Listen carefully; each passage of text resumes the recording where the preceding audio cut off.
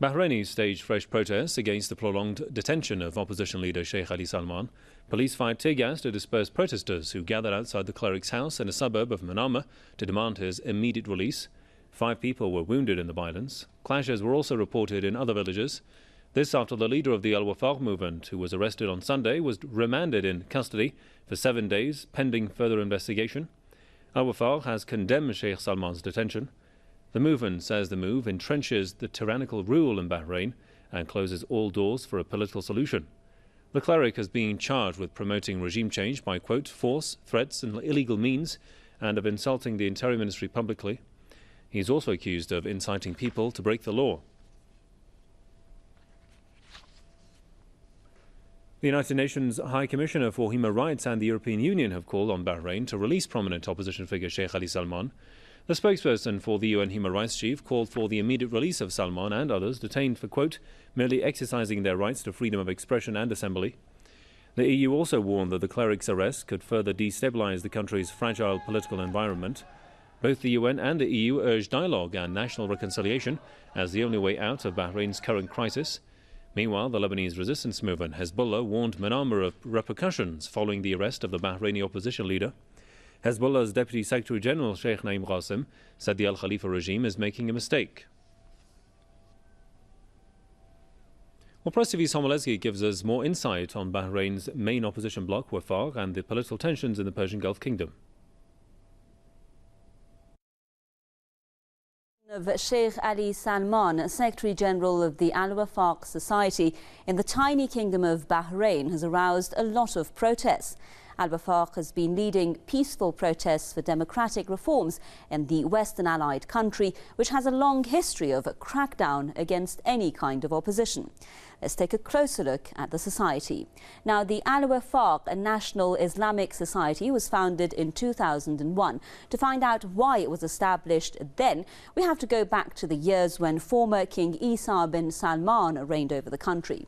King Isa dissolved the parliament in the 1970s and launched a severe crackdown against opponents. He imposed martial law and punished dissidents through imprisonment and torture. King Isa died in 1999. His son, the current King Hamad, promised political reforms upon coming to power and proposed a national action charter aimed at imposing constitutional rule. Now, this is when Al-Wafaq was founded, as we said, in 2001, and its headquarters is based in Zinj, which is just southeast of Manama. And according to its officials, it has 80,000 active members, which is a large number when we consider the population of Bahrain, only 1.34 million people, less than 700,000 of which are actually Bahrainis, not foreigners. Now, Al-Wafaq's Secretary General, Sheikh Ali Salman, the man who's been detained, was born in 1965. He was detained during the regime crackdown against the opposition back in the 1990s. He travelled to the UK in 1995 and came back to Bahrain in 2001. That's when Al-Wafaq, as we said, was founded. The society's spokesperson, Khalil Al-Marzouk, he was Deputy Parliament Speaker up until the 2010 elections when he resigned.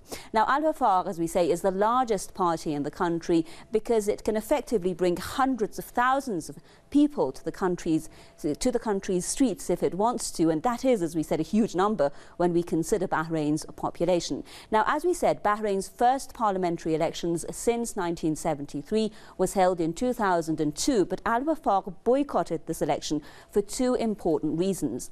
One, the unfair distribution of population among electoral districts. That means in some cases the vote of one citizen in one district was equal to the vote of up to 16 citizens in another district. Now, the second reason was that the constitution, they said, introduced by King Hamad had not been put to a public vote or a referendum.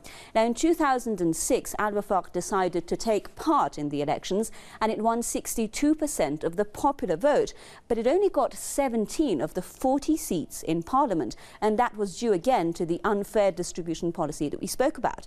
In 2010, they took part in the election again and they won even more votes, 64% of the popular vote, but again they got only 18 seats of the 40 parliamentary seats. Then in 2011, we saw the popular uprising or the revolution in Bahrain.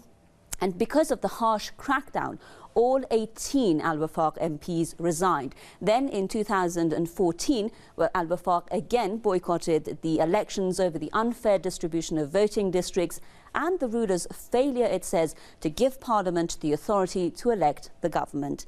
Now, since Al-Wafaq is actually the biggest opposition group in Bahrain, it played a key role in the February 14, 2011 revolution, keeping the protests completely peaceful despite the harsh crackdown by regime forces. Now, the society has never sought regime change, but it has sought democratic reforms, an amendment to the constitution, giving Parliament more power, for instance, the power to elect the government. In fact, Bahrain has had one prime minister since 1970. Khalifa bin Salman is the world's longest-serving unelected prime minister.